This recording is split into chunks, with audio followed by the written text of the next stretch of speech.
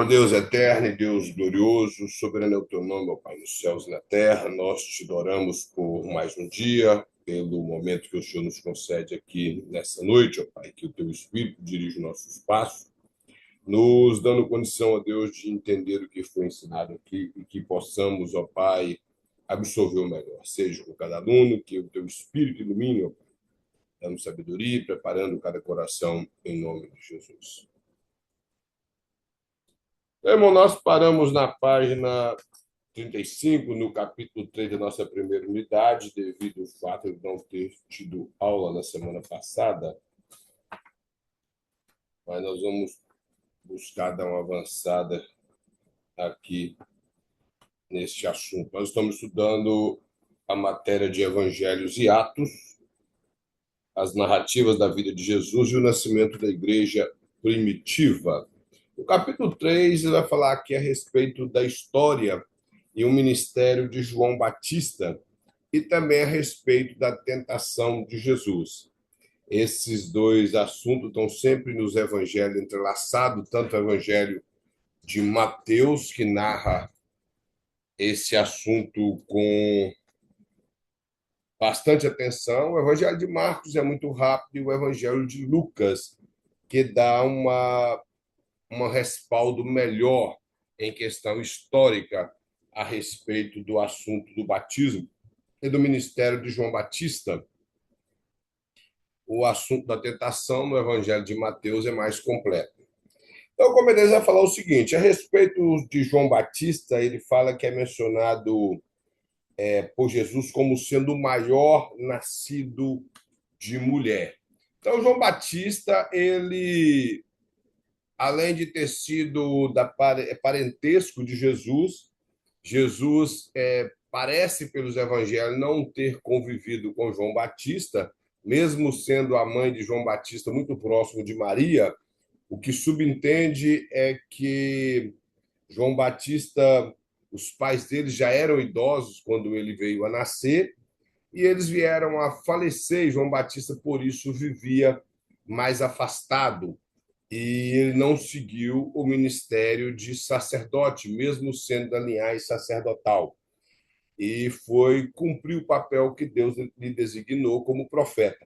E Jesus dá esse testemunho a respeito de João Batista, sendo ele um homem extraordinário, e ele fala que nascido de mulher, ele é o maior. E o interessante é que quando você olha o contexto que Jesus anuncia essa frase, que nascido de mulher não tem homem maior que João Batista, é exatamente aquele momento que os discípulos de João vai consultar Jesus quando João estava preso, dizendo que João mandou perguntar se Jesus era ou não o Messias, ou se haveria de esperar outro. E João Batista, algum tempo anterior, ele disse que eis o Cordeiro de Deus que tira o pecado do mundo. E ele mesmo diz que o Senhor havia dito para ele que sobre quem ele visse repousar o Espírito Santo, esse era o Messias. Mas devido a tantas perseguições, nós não vamos ter tempo de falar a respeito disso, tantas coisas que estavam acontecendo, mesmo os homens mais extraordinários têm momentos de estar entrando em dúvidas em relação a determinadas coisas, principalmente o próprio ministério, às vezes em relação a mistérios de Deus. E o caso de João Batista, apesar de tudo isso, Jesus elogia João Batista e diz que nascido de mulher não houve homem maior do que João Batista. João Batista encerra o período que nós chamamos de profetismo, não que não haja profecia. O período de profetismo é o que se chama do período que iniciou-se com Samuel, onde Deus ele não somente falava através de sonhos e visões, mas é melhor só através de sonhos, mas que veio falar audivelmente aos ouvidos dos profetas. Nós não temos como descrever como era a maneira que Deus comunicava com os profetas veterotestamentários, porque às vezes nós não conseguimos expressar nem como Deus comunica conosco, devido às experiências que nós temos, cada um tem sua experiência e ouve a voz a voz de Deus de uma maneira diferente. No caso de João Batista, ele encerra esse período do profetismo, conforme o Evangelho de Mateus, e também o livro de Atos fala que os profetas profetizaram. de Samuel até João.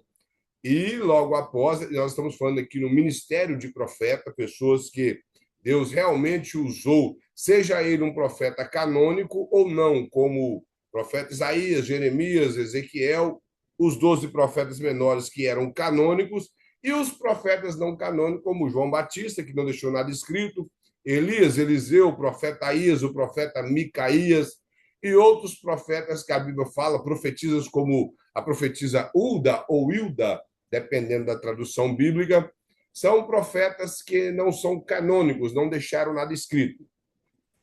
E no caso de João Batista, o interessante é que João Batista não preveu nada do futuro e ele não predisse profecias algumas do como Eliseu e Elias profetizou, como o próprio profeta Micaías. Ele simplesmente veio pregando o batismo do arrependimento. Então, isso é extraordinário para que nós venhamos a ter consciência do que é um profeta.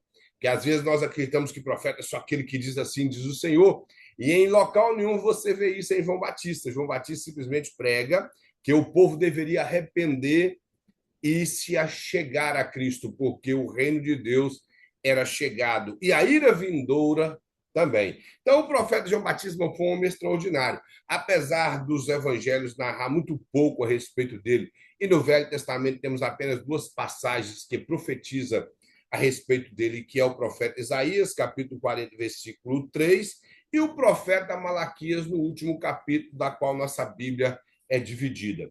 Então, nós vemos que João Batista foi um homem extraordinário. Ele vai mostrar que é a história de João Batista. E, de acordo com o Evangelho de Lucas, ele vai mostrar que o Evangelho segundo Lucas registra que João Batista ele era proveniente da linhagem de Arão, ou seja, de uma linhagem sacerdotal, como já disse. Ele era filho de Zacarias e Isabel, que eram pessoas tementes a Deus, e que foi João Batista foi uma pessoa singular, ou seja, uma pessoa que não tinha ninguém igual a ele. Ele era, como diz, ímpar, não se achava alguém da maneira do ministério de João Batista, como ele vivia, até a sua alimentação e a sua coragem. Então, ele fala que é tremendamente importante no que refere ao plano de Deus para a salvação dos homens. Então, o ministério de João Batista, irmãos, foi algo magnífico. Como eu já falei, apesar de ter sido muito rápido a narrativa bíblica, mas quando nós prestamos atenção no Evangelho de Mateus e Lucas, nós vemos que João Batista teve um papel proeminente, tanto no preparo do coração do povo para receber a Cristo, como também em ter experiência ao ver Cristo após ser batizado. E o interessante é que a Bíblia, quando fala que João Batista é a voz do que clama no deserto, a figura ali é dos arautos. Os irmãos sabem o que é arauto, é alguém que vai anunciando a chegada de um rei, e esses arautos, eles iam acompanhando a abertura de estradas. Então, as pessoas iam abrindo as estradas, naquela época com muita dificuldade, não é igual hoje, pavimentando as estradas, e o arauto anunciando que o imperador estaria chegando próximo àquela cidade. No caso de João Batista, ele seria um arauto de Deus, ele estava preparando o caminho do Senhor, como fala em Isaías 40, versículo 3, que ele prepararia o caminho do Senhor, ele endireitaria os lugares aplainados, ele cortaria árvores, na linguagem simbólica, claro, mostrando que ele aplanaria os nossos corações, ele arrancaria raízes de amargura de dentro de nós, coisas que desagradam a Deus, para que, através da sua pregação, nós pudéssemos esperar o Messias e reconhecer o Messias. Então, o ministério de João Batista foi magnífico. Ele fala na outra página que a missão de João Batista seria preparar o povo para a chegada do Messias, como eu falei, aplanando as terras e arrancando árvores. Ele mostra outra coisa interessante, que João foi cheio do Espírito Santo desde o ventre de sua mãe.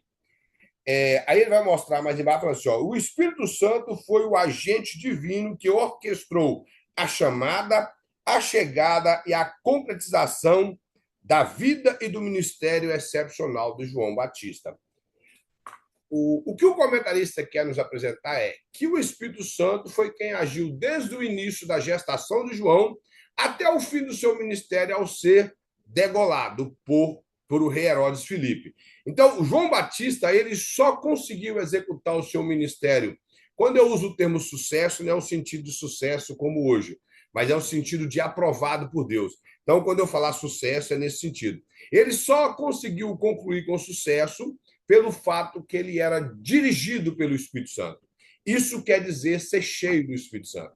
A nossa conotação de ser cheio é quando uma pessoa fala em mistérios, ele tem revelações, porque há um certo conceito de toda a Bíblia dentro das epístolas paulinas e o próprio Lucas, que ser cheio do Espírito Santo é ser dirigido pelo Espírito Santo, com exceção da passagem de Atos, capítulo 2, que fala que todos foram cheios do Espírito Santo e começaram a falar em outras línguas. O termo ali, ele toma uma conotação diferente, mas em todo o restante da Bíblia, principalmente naquilo que nos doutrina, ser cheio do Espírito Santo é ser governado pelo Espírito Santo. É você saber ouvir a voz do Espírito Santo, é você atender à voz do Espírito Santo, ser sensível ao Espírito Santo. Então, João Batista, ele era assim. E além da sensibilidade, é ser obediente ao chamado de Deus. É nós não retroceder diante de alguns problemas que podem se interpor no nosso caminho. Então, isso é ser cheio do Espírito Santo. João Batista, desde a sua gestação, conforme a Bíblia nos mostra que quando Maria saudou Isabel, Isabel foi cheia do Espírito Santo, e também a criança que estava no seu ventre. E o interessante é que o escritor Lucas, sendo ele médico, ele trata João Batista dentro da linguagem da medicina, quando ainda tem menos de 6 meses, eles falam feto. No caso de João Batista, estava com 6 meses de gestação e ele chama de criança. E hoje essa linguagem desgovernada desse povo em tentar desfazer, primeiramente, o que Deus fez perfeito, para poder utilizar de uma linguagem neutra, até mesmo para desfazer de uma criança que está em gestação no ventre de sua mãe. Sem contar as nomenclaturas que eles dão para as próprias mães, né? Aquelas que gestam, aquelas que têm ciclo menstrual. E quando se fala de um travesti, eles falam mulher trans. Aí eu fico tentando entender o que esse povo pensa da vida. E no caso bíblico, chama de João Batista de criança, mostrando que já existia uma vida. Mais embaixo ele vai dizer que Lucas menciona João Batista como percorrendo toda a terra ao redor do Jordão, pregando o batismo de arrependimento para o perdão dos pecados.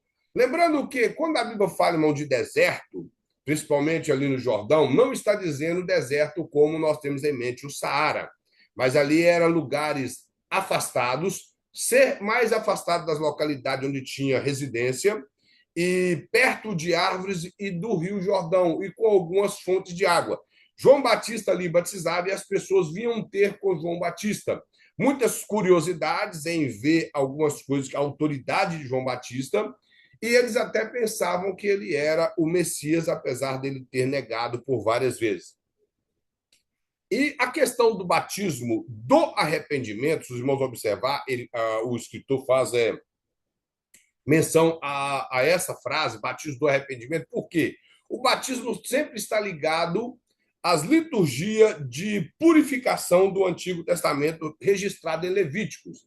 Só que, com o passar do tempo, aquelas liturgias elas passaram a tomar formas simplesmente religiosas e até mesmo com uns acréscimos, porque quando a Bíblia fala de lavagem, por exemplo, o homem se contaminasse com um corpo morto, seja de animal ou fosse contaminado ao participar de um velório de um dos seus parentes, ele teria que se lavar e ficar impuro até de tarde, para depois ele poder ser aceito na congregação novamente. Da mesma forma, a mulher no ciclo menstrual, o homem, se ele tivesse contato com sangue, e daí por diante.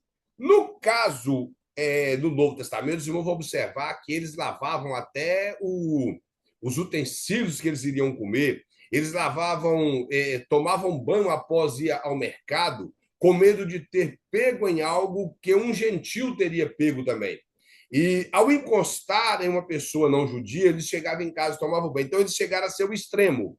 Isso se tornou religiosidade. Então, João Batista está mostrando que a lavagem pelo batismo deveria ser acompanhada de uma mudança de mente e não simplesmente por rituais. Então, o batismo não é apenas lavar-se por fora. O batismo, conforme Romanos 6, ele fala que é a nossa morte com a morte de Cristo e a nossa ressurreição com a ressurreição de Cristo. Então, isso é batismo. E é isso que João estava pregando, que as pessoas deveriam ter uma mudança no seu interior para que pudesse elas, através de uma testemunha, elas vir a batizar diante de tantas pessoas, mostrando que elas mudaram por dentro e por isso elas queriam um compromisso maior com Deus. Lembrando que o batismo não faz parte da nossa salvação. O batismo é para quem já é salvo. O batismo não salva ninguém, como muitas pessoas pensam, e a Igreja Católica ensinou e ensina isso por séculos, que o batismo tem a ver com a salvação. Inclusive, o fato das pessoas preocupar por volta aí do início do século XXI, do século XX, na verdade, por volta dos meados aí dos anos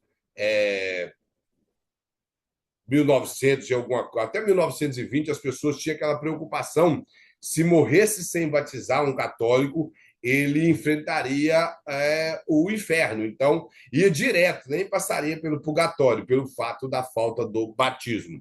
Que, inclusive, eles levam muito a sério essa questão do batismo e faz parte de um dos sacramentos que é realizado pela Igreja Católica com o fim de salvação. Mais embaixo vai dizer que João, com aproximadamente 30 anos de idade, já estava cumprindo sua missão, destinada por Deus com muita paixão e determinação. Ou seja, João, ele amava o que ela fazia. É isso que o comentarista quer mostrar.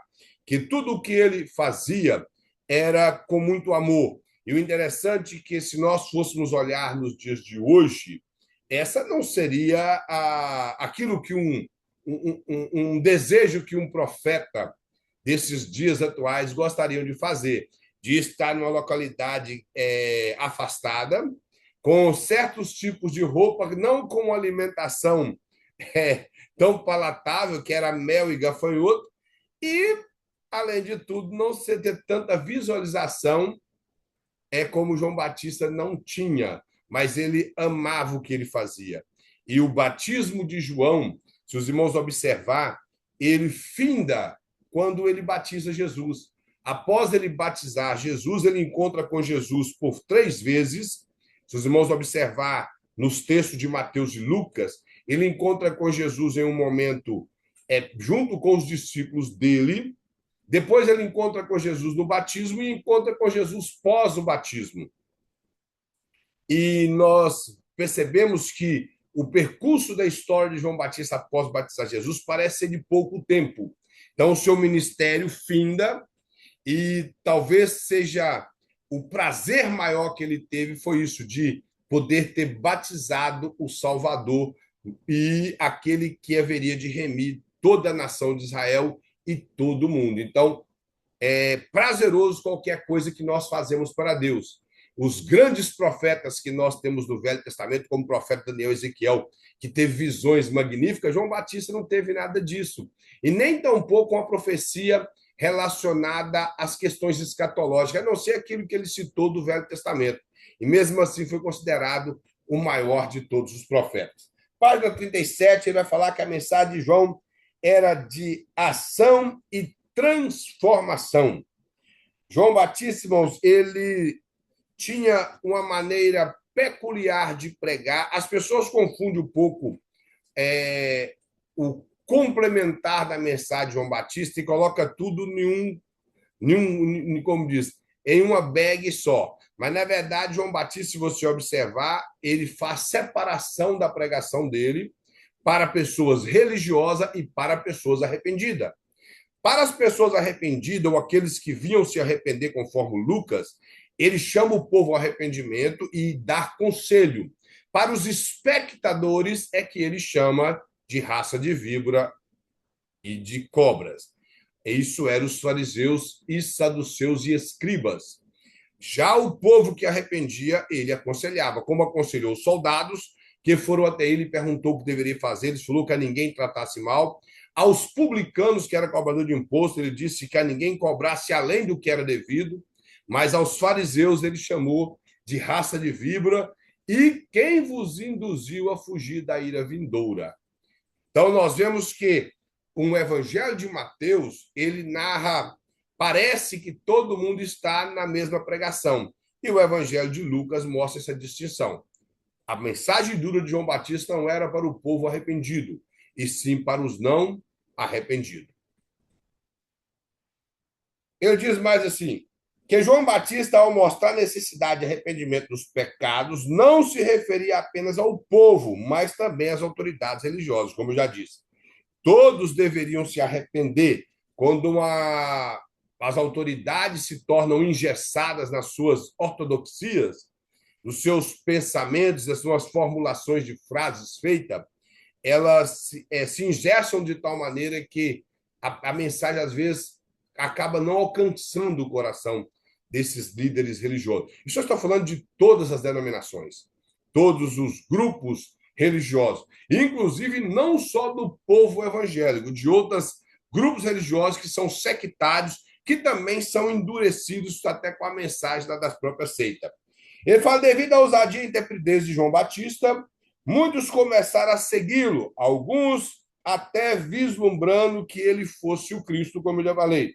A essa questão ele sempre respondia que nem sequer era digno de desatar as correias da sua sandália, e que seu batismo, um batismo de arrependimento, era nas águas, mas aquele que viria após ele batizaria com o Espírito Santo. Então, a incumbência do Messias, de além de salvar, era nos dar a dádiva, ou seja, o dom do Espírito. Mas o ministério de João Batista era pregar o arrependimento através do batismo. E ele negou por várias vezes que ele não era o Cristo, e nem tampouco o profeta profetizado por Moisés no livro de Deuteronômio. E outra coisa interessante é que João Batista ele tinha discípulos, cuja dois discípulos deles, que eram André e o João, que escreveu o Evangelho, eles deixaram de seguir a João Batista para seguir a Jesus. E em momento nenhum, João Batista ficou nervoso com isso. Eu vou ficar de mal de Jesus porque ele tomou dois discípulos meus. De forma alguma, ele permaneceu como ele estava. Quando Jesus encontra com João e com André na praia, eles o convidam, está no capítulo 1 do Evangelho de João, para segui-los e eles o seguem. Então, não houve problema. E uma coisa magnífica que mostra a humildade desse profeta é ele falar que ele não tinha condição nem sequer de abaixar para poder carregar a sandália de Jesus. Ele está dizendo assim, olha, esse papel de tirar sandálias empoeiradas na Palestina e carregar, isso é papel de escravo. E eu não sou digno de fazer nem isso com ele, mostrando tamanha importância que Jesus tinha e mostrando tamanha humildade que Deus depositou através do Espírito Santo no coração de João Batista. E ele diz mais assim, corajosamente João chegou a acusar Herodes de adultério com Herodias, mulher de seu irmão.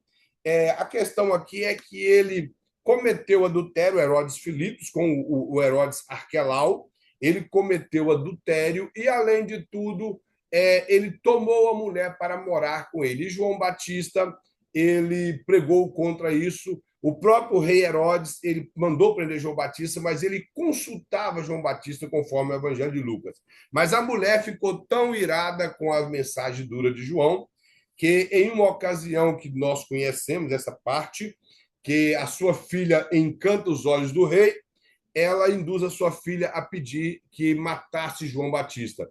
E devido a ele ter dito uma palavra diante dos seus grandes convidados, ele, por orgulho, não voltou atrás com sua palavra, mesmo com tristeza, mandou matar João Batista. Ele fala que João foi escolhido para uma nobre missão, que é de batizar Jesus. Na outra página, ele fala que a ocasião ele precipitou no momento decisivo da vida dos dois homens. Para João, foi um momento que marcou essencialmente continuada de sua missão. enquanto para Jesus foi o momento de dar início à sua missão. O que ele quer mostrar aqui é o seguinte, que isso aqui fez como se fosse uma divisão em relação quando se finda o ministério de João, se inicia o ministério de Jesus e ele percorre por 3 anos e meio na Terra. Ele fala assim, ó, qual foi a razão principal do batismo de Jesus?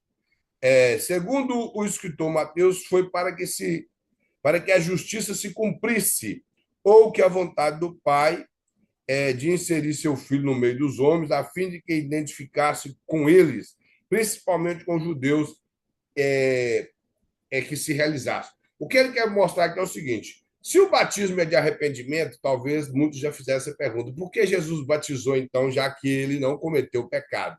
Então, o comentário está mostrando que Mateus mostra que é primeiro para cumprir toda a justiça, tudo aquilo que estava profetizado e aquilo que era correto pela lei e pelos escritos dos profetas, e também para dar exemplo para nós.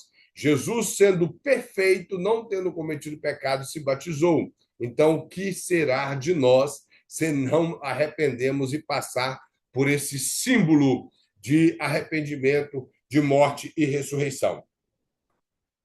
Então, ele mostra que os próprios discípulos de João, ao ouvir as palavras de Jesus, deixaram o precursor do Messias e começaram a segui-lo, como eu já falei, está no capítulo 1.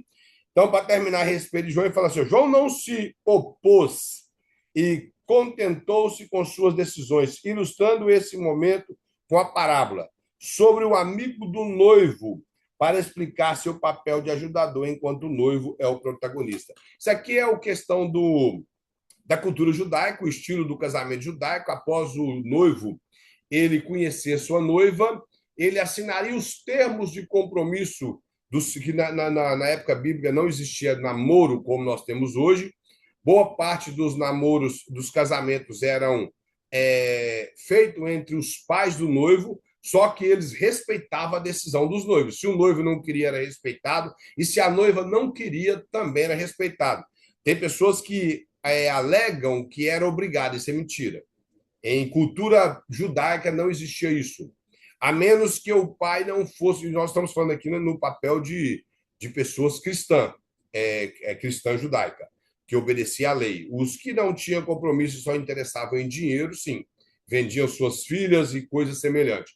Mas dentro do padrão judaico que era ensinado nas leis civis de Israel, eles tinham direito de aceitar ou não. Mas ali o rapaz ele assinava o termo de compromisso, que já era um casamento, e ele desposava a mulher e ele voltava para a casa de seu pai, e ali ele construía uma recâmara para receber a sua noiva nos dias da núpcias, nos dias de núpcias. E isso poderia demorar de 6 meses a 1 ano. E nesse percurso, o noivo não podia ver a noiva. E o amigo do noivo é que ia visitar a noiva. É algo meio estranho para os dias de hoje, mandar alguém ficar observando a namorada da pessoa. Então, ou a mulher, se fosse o caso, mandar a amiga dela e ver o noivo. É algo bastante complicado. Mas na cultura bíblica era assim, porque havia muita fidelidade em amizade verdadeira. E no caso, ele ia lá, ele estava incumbido, o amigo do noivo, de levar presentes, de provar a comida que a moça fazia para ver se era boa, trazer relatório para o noivo, mostrar a maneira que ela se portava diante dos seus pais, como ela tratava, todo essa questão da cultura judaica que o noivo deveria saber a respeito da sua noiva. E nesse percurso, o amigo do noivo, após concluir o papel, o noivo tomava a noiva e fazia as festas, que poderia durar de 7 dias ou até mais. A festa que tinha menos dias durava 7 dias, e o amigo do noivo cumpriu o seu papel. Então, João Batista está mostrando o seguinte, que ele é como o amigo do noivo na figura do casamento. Ele cumpriu o seu papel, que era preparar o caminho do Senhor e, além de tudo, levar o povo ao arrependimento. Que discípulo nenhum ali era dele, que todos eram de Cristo. Esse é o que João Batista fala. Logo após, o comentarista do livro já entra no assunto da tentação de Jesus. Essa é a narrativa descrita em Mateus e Marcos e Lucas. Mateus e Lucas está mais completo. O Evangelho de Mateus é o que narra de uma maneira mais extraordinária. Então, ele mostra uma coisa tremenda. Todo mundo eu sei que conhece essa passagem, eu já ouviu pregações a respeito dela, mas ele mostra três maneiras que o inimigo tentou Jesus e, da mesma forma, Jesus o venceu três vezes. E a primeira tentativa ele é mostrar que ele tentou para que Jesus usasse para saciar sua fome, ou seja, que Jesus usasse do seu poder para benefício próprio.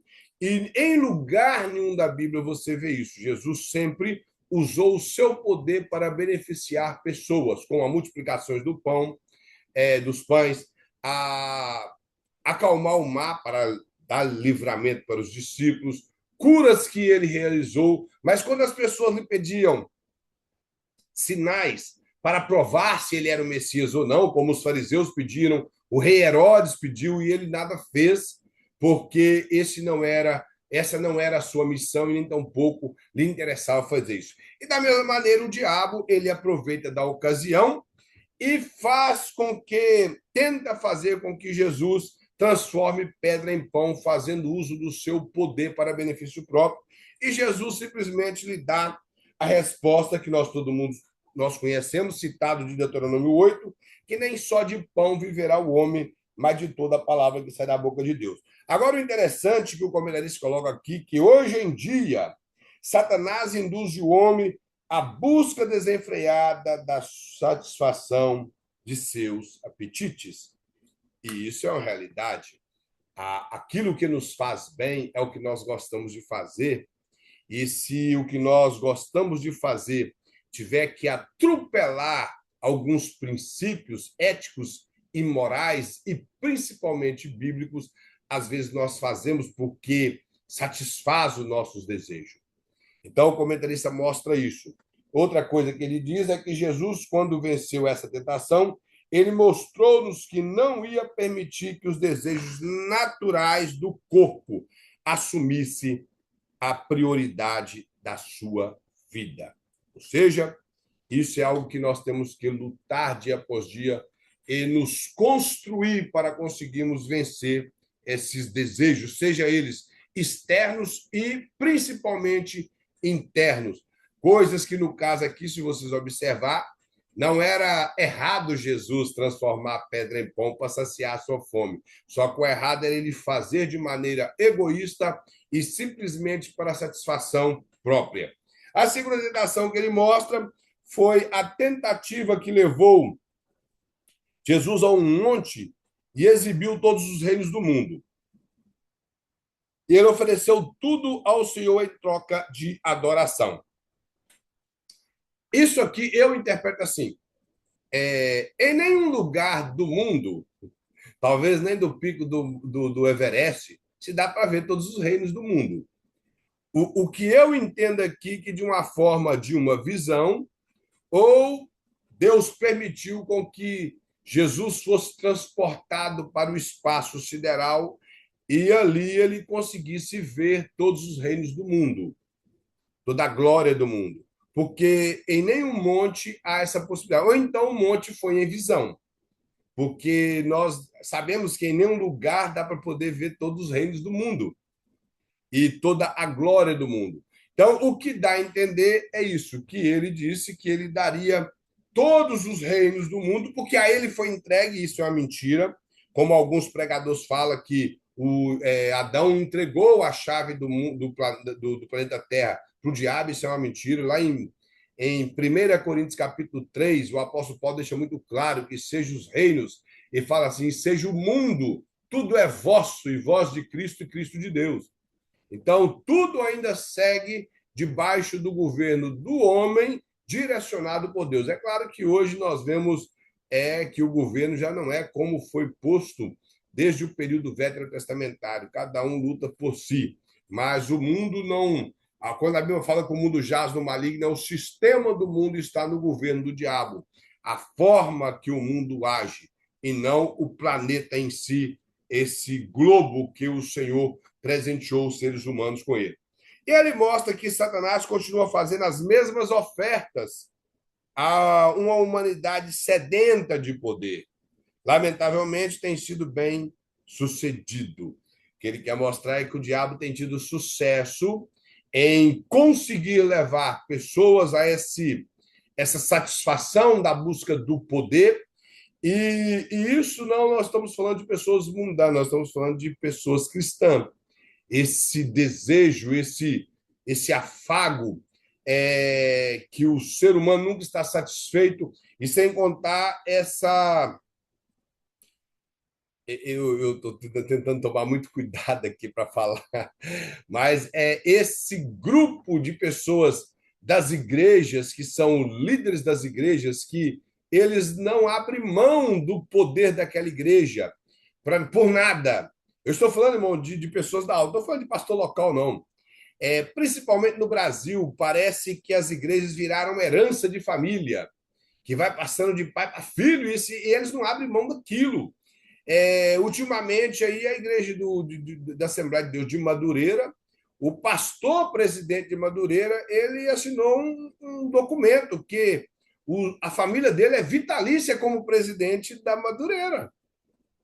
Então, esse desejo de poder não aconteceu com Jesus para dar exemplo para nós, mas pegou os homens hoje. Eu estava vendo um programa, até pregando outro dia na igreja do irmão Emerson, até falei a respeito disso. Vendo um congresso da igreja, e tudo o que ocorria na igreja, a liderança, a pessoa que ganhava a oportunidade falava assim, de acordo com o pastor, vamos ouvir a mocidade. Aí alguém falava, vamos ouvir o presbítero fulano fazer uma oração. Ele falava assim, de acordo com o pastor, vamos orar. A orquestra vai cantar, irmãos, de acordo com o pastor, a orquestra vai cantar agora. E assim, eu pensei, isso é uma lavagem cerebral. O pessoal, eles são manobrados com esse tipo de ação que eles não têm vida própria na igreja, o Espírito Santo não age. Porque aonde o Espírito de Deus move dentro da igreja, ali as pessoas têm vida própria. Não pode girar em torno disso aí. Isso aí é manobra, é fazer o povo de massa de manobra.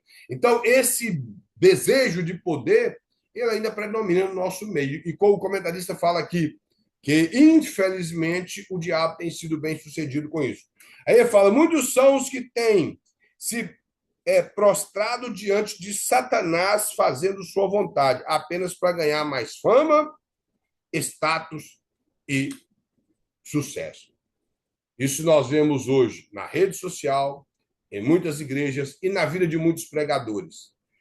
Os irmãos vão ouvir sempre bater na tecla que, como educador cristão e como pregador, eu não concordo com a pessoa que abre mão da verdade por causa de dinheiro, por causa de ofertas. E ele tem uma mensagem para cada tipo de igreja. Ele vai na igreja do Evangelho Quadrangular e tem a mensagem do Evangelho Quadrangular. Na Assembleia, ele é assembleiano, ali ataca, come. Mas na igreja mais light, aí ele leva a mensagem light. Tem um pastor da Assembleia de Deus que, infelizmente, eu tive que arrancar de todas as minhas redes sociais, apesar que hoje eu não uso tantas redes sociais. Arranquei de tudo por causa da hipocrisia. Um dia eu vi ele pregando nos Gideões, irmãos, ele pegou um 2x4, mas ele bateu. Ele bateu até ficar só uma ferpa do 2x4 na mão dele.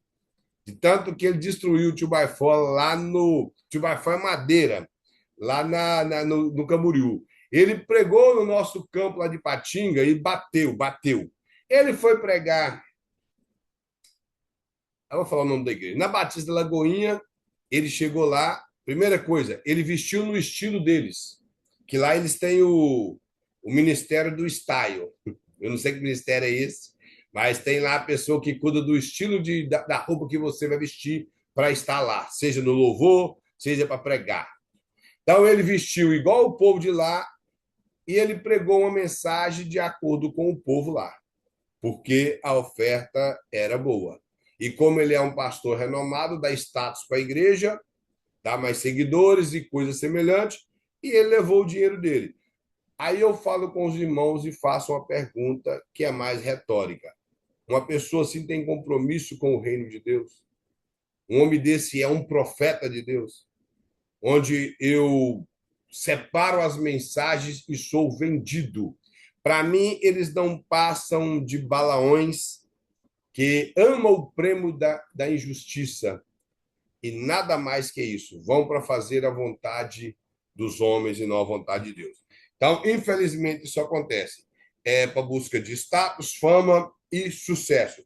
A terceira tentação, a terceira tentativa, ele fala que foi o apelo de Satanás baseou no sensacionalismo, levou Jesus ao pináculo do templo em Jerusalém e desafiou a lançar dali, ou seja, a parte alta do templo, para que Jesus pulasse, porque ele até citou um versículo bíblico dizendo que estava escrito que aos seus anjos darão ordem a seu respeito para que não tropece. Só que Satanás não sabe interpretar a Bíblia. Lá fala não tropece no caminho, ou seja, você está andando na terra e tomasse um cuidado para não tropeçar a ponto de machucar. E o versículo 11 do Salmo 91, que é o versículo que ele citou. E é claro que ali é uma questão espiritual, e Jesus vai e diz para ele que também está escrito, não tentarás o Senhor teu Deus. Aqui o que ele quer mostrar é que ele fala assim, ó, dessa vez o diabo citou o trecho da Bíblia distorcendo o significado, como eu falei. Satanás tem usado a mesma estratégia, levando muitos charlatões da fé, que adoram se apresentar diante das plateias, promovendo assim um show no qual é a personagem principal. Cada vez que Jesus respondeu a Satanás, usou a expressão está escrito.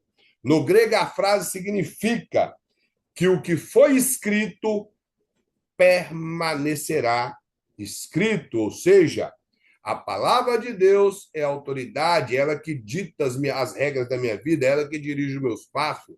E o comentarista está mostrando aqui o seguinte, que hoje as pessoas fazem invencionices dentro da igreja para chamar atenção para eles.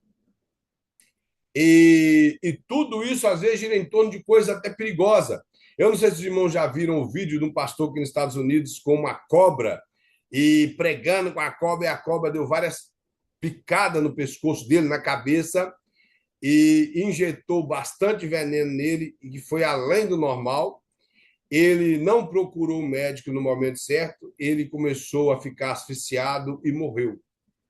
Como muitos outros com esse estilo de tentativa de tentar a Deus. A Bíblia, quando fala que pegarão em serpente, não quer dizer que você tem que andar por mata fora correndo atrás de cobra ou por qualquer lugar procurando cobra cascavel tentando pegar, não. O apóstolo Paulo, quando ele foi picado por uma víbora, ele não estava procurando aquela víbora. Ele estava procurando lenha para aquecer mais o fogo, para alimentar o fogo, para aquecer o corpo deles. Então, a víbora avançou nas mãos dele. Nós temos que entender, tentar a Deus provocações, ou, no caso aqui, o comentarista mostra das pessoas que são até charlatões, com o interesse de chamar atenção para eles mais do que para a glória de Deus. Sem contar aqueles que inventam dentro dessas igrejas, que no caso aqui eu vou deixar de lado, porque o assunto aqui são as tentativas do diabo de tentar fazer com que Jesus cedesse. E Jesus não cedeu em nenhuma. Por quê? Porque eles tinham a palavra de Deus como primazia na sua vida. Finalizando, ele fala, o que foi escrito para nossa fé e edificação continua sendo a verdade em todos os sentidos. Não pode mudar. A Bíblia continua sendo a Bíblia. A palavra de Deus não tem sombra de variações. Ela não precisa ser acrescentada e nem pode ser tirada. As invencionices e tudo aquilo que o homem faz para o benefício próprio, eles terão um preço diante do Senhor. Tem pessoas, irmãos, que, infelizmente, diante de Cristo, quando for receber seus galardões, não receberão coisa alguma, porque tudo o que fez, fez para se mostrar, mesmo sendo salvo, não fez para glorificar a Deus. E outros com essas mentiras, e tem aqueles que fogem do padrão bíblico para criar esses tipos de decepções, que foi o caso esse pastor americano, um camarada novo, que morreu devido tanto veneno de cobra, e outros casos de outros pastores que também morreu por tentar a Deus com lugares altos e daí por diante. Existe até pastores que tomou veneno, irmãos, falando porque a Bíblia diz que se nós tomássemos alguma coisa mortífera, não nos casaria dano algum, e a pessoa com interesse de mostrar, é, é, é, parece que não era mostrar, na verdade, o poder de Deus, mas que ele tinha poder, acabou morrendo pela falta de cuidado. Então, nós temos que tomar muito cuidado com as ofertas do diabo, com aquilo que ele fala, porque uma coisa é, se você observar, a única proposta indecente do diabo foi a de prostrar diante dele para ser adorado. A outra de transformar pedras em pão, e essa de lançar do pináculo, porque se Jesus ele tinha o poder, porque os anjos dariam ordem, parece não ser tão pesada, parece atrativa, mas são essas coisas atrativas que o inimigo ele apresenta é que destrói as nossas vidas. Então temos que tomar muito cuidado e discernimento da parte de Deus. O ministério inicial na Palestina, então eu vou lá os eventos iniciais do ministério de Jesus. Então eu vou mostrar que os eventos são esses. O chamado dos apóstolos, eu ia falar assim, que Jesus, no início do seu ministério, ele preocupou-se com escolher alguns homens e treinou-os para que continuassem a sua obra. Esses homens passaram a ser chamados de apóstolos, ou seja, Jesus ele separou homens porque ele sabia do tempo dele, daquilo que ele iria realizar, que era em curto prazo, e ele não tinha muito tempo, ele preparou esses homens para dar continuação na sua obra aqui na terra. Os apóstolos aprenderam de Cristo, transmitiu os seus ensinamentos para os seus primeiros ouvintes e chegou até nós. Boa parte foram escritos, como nós temos em mãos, e outras não, mas eles deixaram seus ensinamentos. E Jesus ele teve muitos discípulos, mas dos muitos que ele teve, ele separou 12 para a liderança, que alguns teólogos chamam de colégio apostólico, que eram 12. A palavra apóstolo quer dizer enviado, ou seja, aquele que é tirado para pôr longe. A palavra ap quer dizer tirar para longe. Só que apóstolo, antigamente, era um navio. Esse navio partia, por isso era chamado, partia para local longe. Por isso era chamado de apóstolo. E logo após, o apóstolo passou a ser o comandante do navio, porque também era conduzido para terras distantes. E Jesus, conhecendo essa cultura, ele deu o nome dos seus discípulos de apóstolo. A pessoa me ligando aqui, pelo amor de Deus. Me ligando, oh, Jesus. Então, Jesus, ele conhecendo, ele deu o nome dos seus primeiros discípulos de apóstolo, porque ele estaria enviando eles para lugares distantes e fazendo com que a sua palavra alcançasse outros lugares. Deixa eu só deixar uma mensagem desse menino aqui, porque ele está me ligando aqui. Eu não sei o que esse menino está querendo.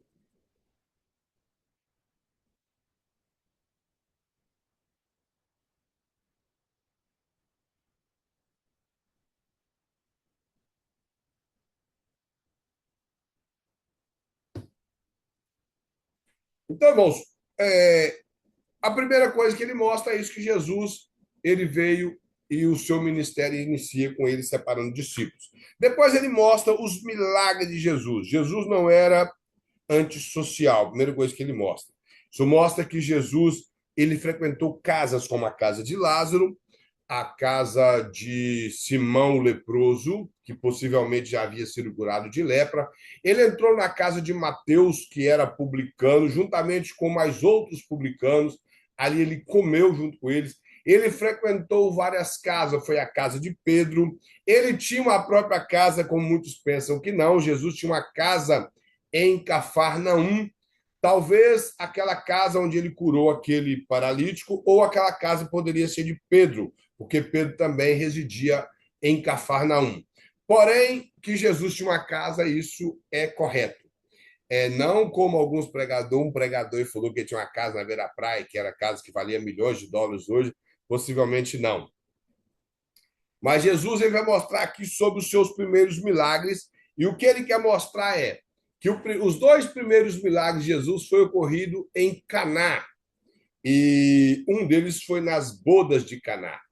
Então, o que ele quer mostrar é que Jesus não é antissocial, porque ele foi convidado para uma festa de casamento e ele foi na festa.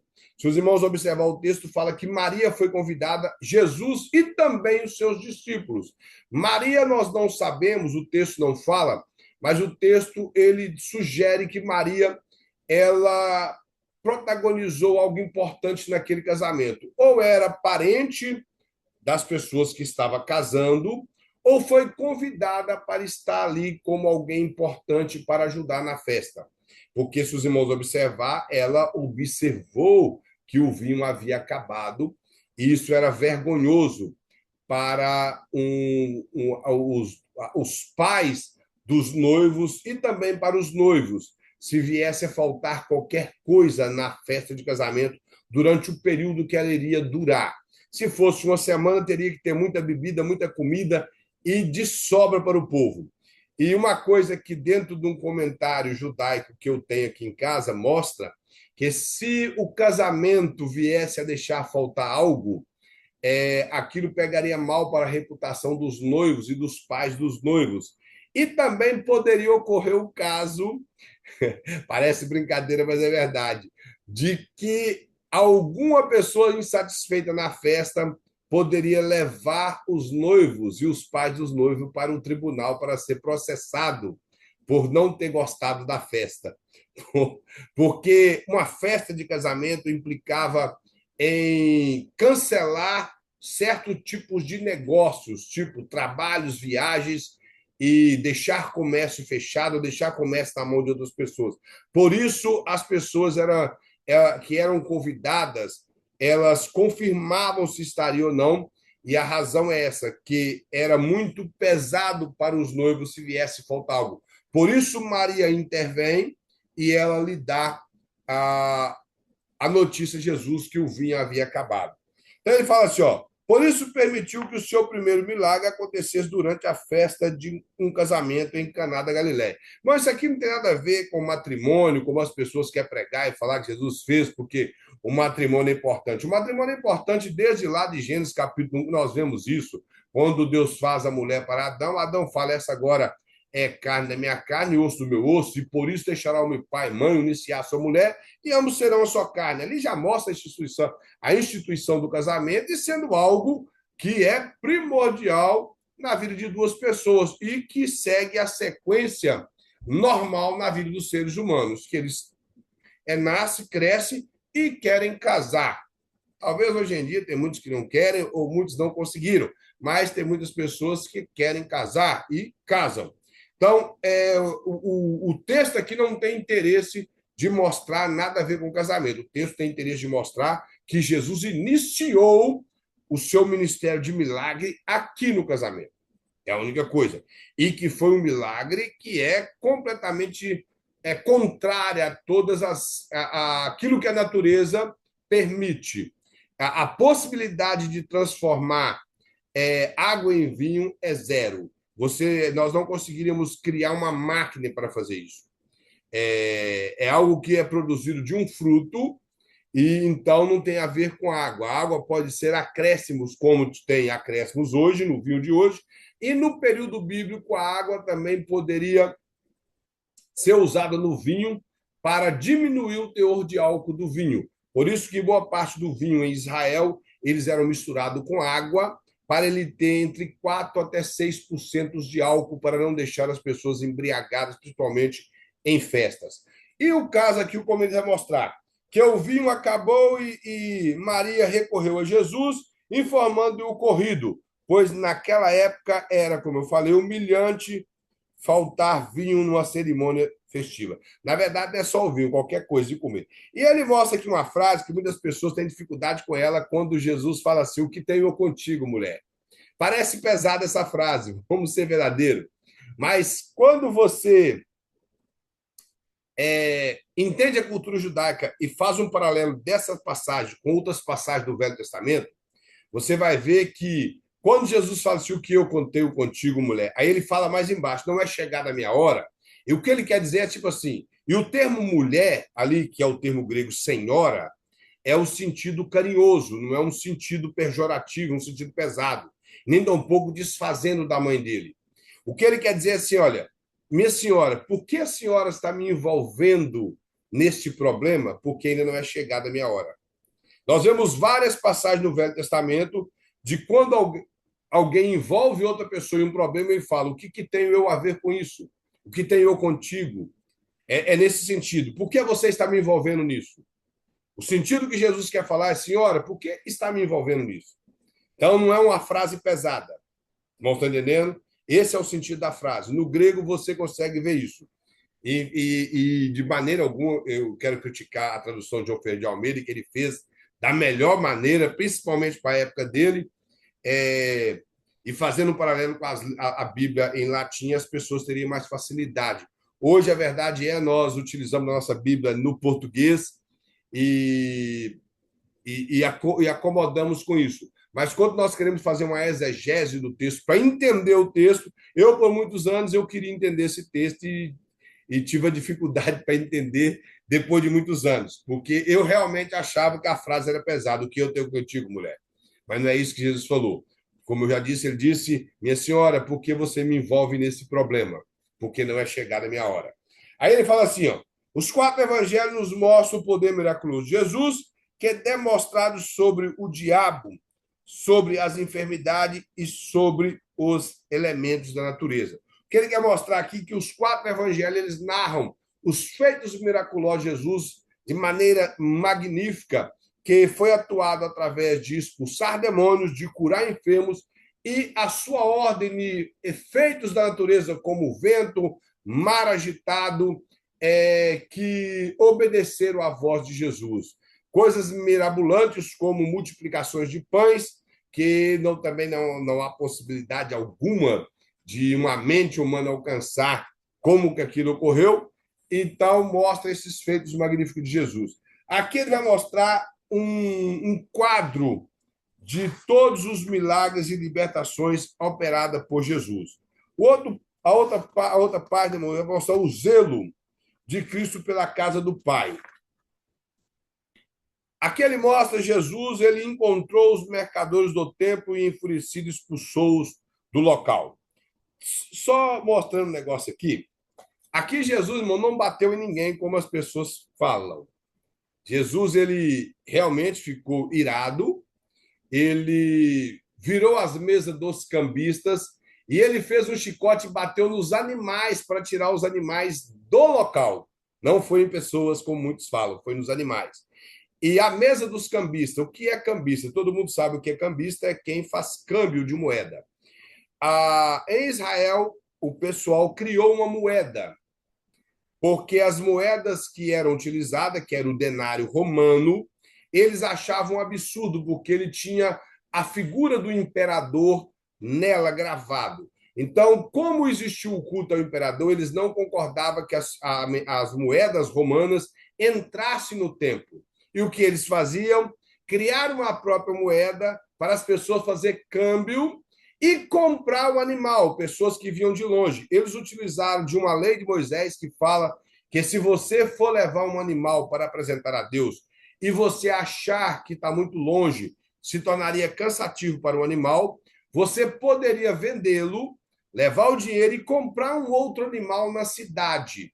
Já o povo próprio da cidade, eles tinham o papel de engordar o animal, que é o que se chama de animal cevado, aquele que você engorda com o interesse de fazer algo com ele no futuro. Exemplo, uma festa de aniversário, uma festa de casamento, um momento nobre na família, ou apresentá-lo a Deus.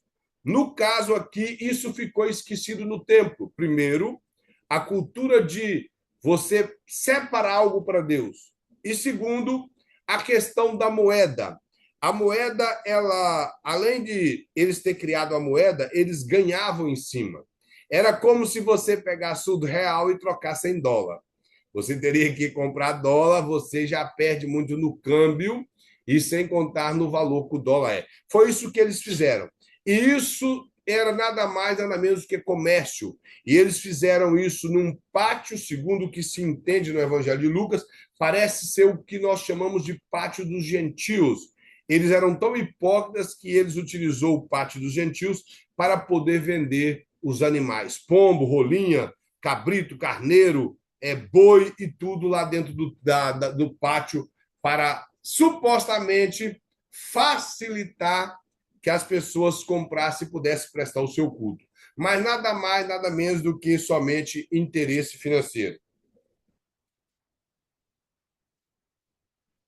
Aqui embaixo, aqui, irmão, o comentário fala assim, ó. Esse acontecimento marcou primeiro a purificação do templo em Jerusalém. Segundo, ocorria poucos dias antes da sua morte, quando novamente pessoas usavam o templo como um ponto de comércio.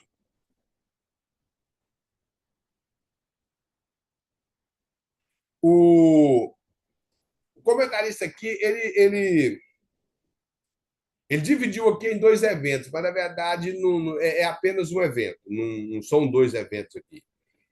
O que ele quis dividir aqui mostra uma coisa só, que é simplesmente a purificação do templo mesmo, por eles estar fazendo da casa de Deus lugar de comércio. Não tem a ver com a. Ele fala da purificação do templo de Jerusalém, e segundo, que ocorreria poucos dias antes da sua morte. Não, na verdade, o evento foi um só. Ele purificou o templo de uma vez só e não foi em duas etapas. Ele fala aqui, encontros de pessoas com Jesus. Ele mostra que Jesus não ensinava ou pregava apenas para multidões, mas também para muitos indivíduos.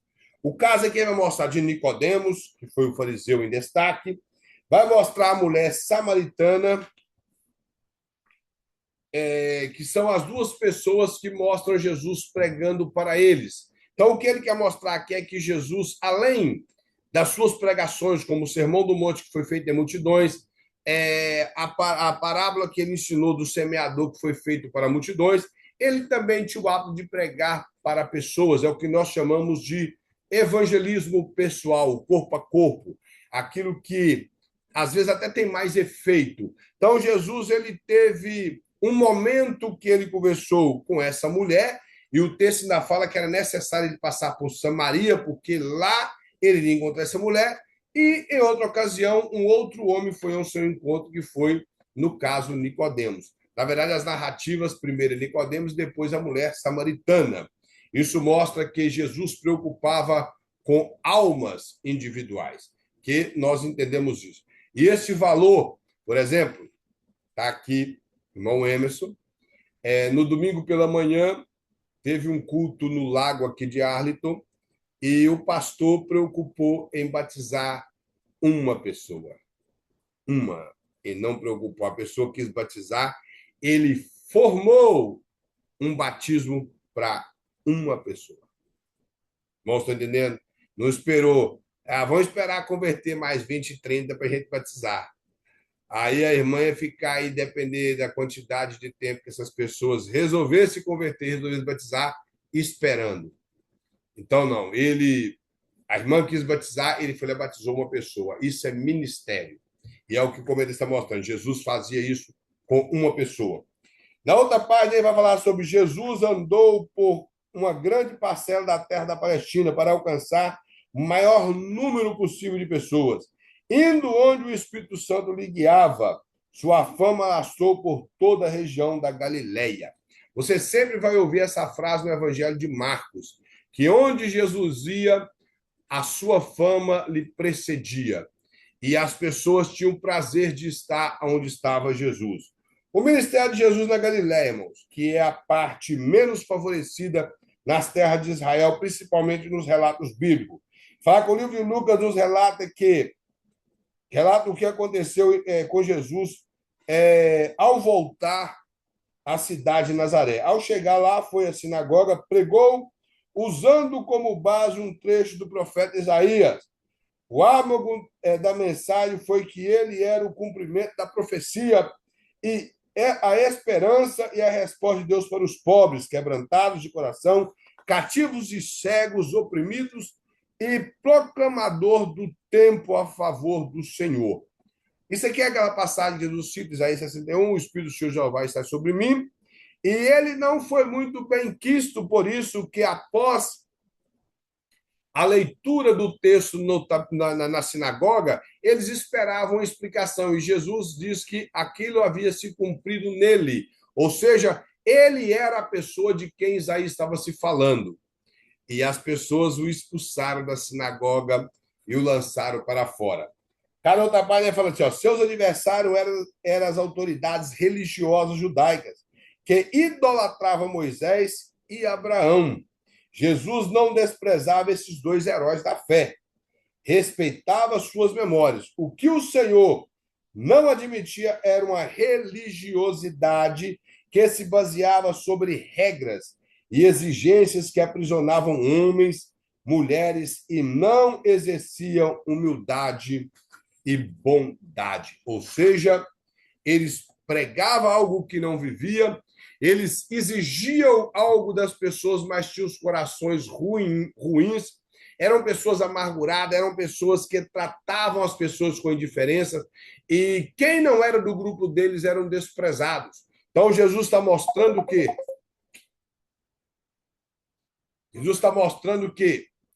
o, que o evangelho ele deve ser pregado a todas as pessoas, indiferente disso. E, além de tudo, pregado e ensinado com verdade e vivido, não simplesmente mostrado como os fariseus faziam. Eles tinham o hábito de simplesmente colocar carga sobre pessoas, como está descrito no capítulo 23 de Mateus, e Jesus ainda diz assim, que ele sequer movia com o dedo. Então, isso é religiosidade. Como eu já disse, religiosidade não tem a ver com você ser religioso no sentido de interesse de manter uma comunhão com Deus, mas é no interesse simplesmente de cumprir ritos das quais você coloca na sua vida que não faz parte da salvação, ou que você tenha isso como padrão de salvação. Vou dar um exemplo. Eu andar de calça comprida e não andar de bermuda nem de camiseta, coisa assim, eu sou salvo por isso.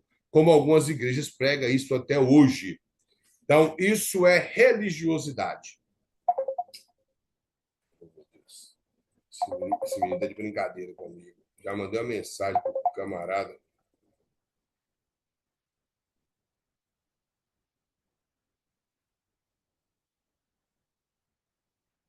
Desculpa, irmãos.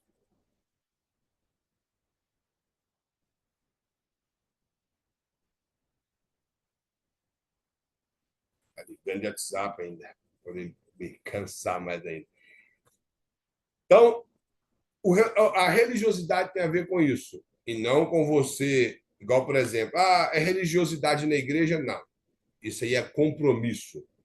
É religiosidade você pregar contra determinados pecados? Não. Isso é aceitar a Bíblia como ela é. Religiosidade é você impor coisas como padrão de salvação. Capítulo 5, maravilhas e controvérsias. Ele vai mostrar que cidades obstinadas. O que ele quer mostrar é o seguinte: o Senhor percorria conforme o seu costume a região, ensinando nas sinagogas, fazendo maravilhas e oferecendo a graça e a salvação. Muitos foram os lugares pelos quais Jesus passou, porém, entre esses, merece destaque que, por conduta negativa da população, a cidade de Corazim, Betsaida e Cafarnaum. Aí vai falar assim: a razão de Jesus pronunciar justiça sobre essa cidade, esses povos, foi que, apesar de ter operado muitos sinais, entre eles mostraram-se incrédulos e resistentes ao seu ministério.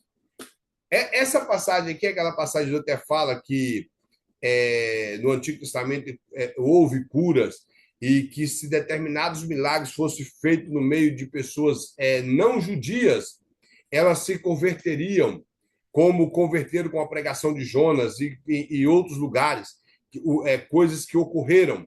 E esse povo que era o povo próximo, o povo judeu, eles fecharam o coração para a pregação. Inclusive, Jesus até faz um milagre, que esse milagre era para ilustrar a incredulidade do povo, que é aquele cego que é curado em duas etapas, que ele faz barro, e coloca sobre os olhos dele e fala com ele para poder se lavar. E ao se lavar, ele fala que está vendo homens como árvores. E depois ele pega e determina a cura do homem, ele passa a enxergar normalmente. E a multidão que estava ali, aquilo era para simbolizar a incredulidade do povo, mostrando que a incredulidade dele estava tanta que estava naquela situação, com dificuldade de enxergar. Estava quase igual o cego, que veio a enxergar na sua primeira etapa homens como árvores, ou seja, simplesmente um vulto. E era assim que os homens estavam naquele período. Ele mostra mais sobre a libertação de um homem com um espírito maligno, que, em certa ocasião, Jesus curou um endemoniado cego e mudo e libertou do espírito maligno que o atormentava. Tal ato fez com que as pessoas em sua volta começassem a considerar ele como era realmente o Messias. Os fariseus, porém, incrédulos e obstinados, acusaram Jesus de ser agente de Beelzebul, príncipe dos demônios ou Satanás.